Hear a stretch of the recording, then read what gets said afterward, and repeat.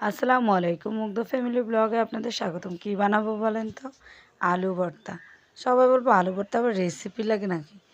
তারপরও কেমন যেন দিতে ইচ্ছা করলো। ভিডিওটা খুবই মজার, খুবই পছন্দের এই আইটেমটা আলু ভর্তা আমার মনে হয় সবারই।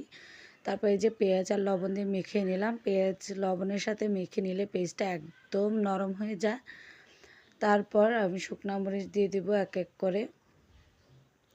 শুকনো মরিচটাকে ভালোভাবে পেঁয়াজের সাথে মেখে নিচ্ছি। একদম ভালোভাবে মেখে নিতে হবে।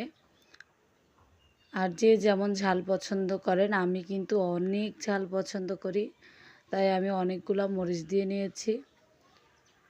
তো মরিচটা ভালোভাবে মেখে নিচ্ছি।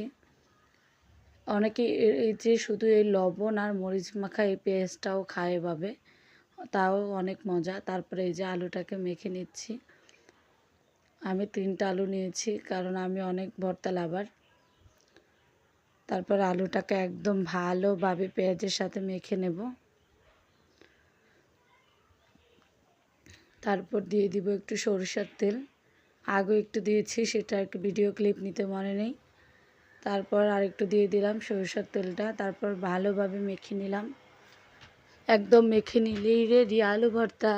ভিডিওটা ভালো লাগলে অবশ্যই লাইক, কমেন্ট, শেয়ার করে পাশে থাকবেন।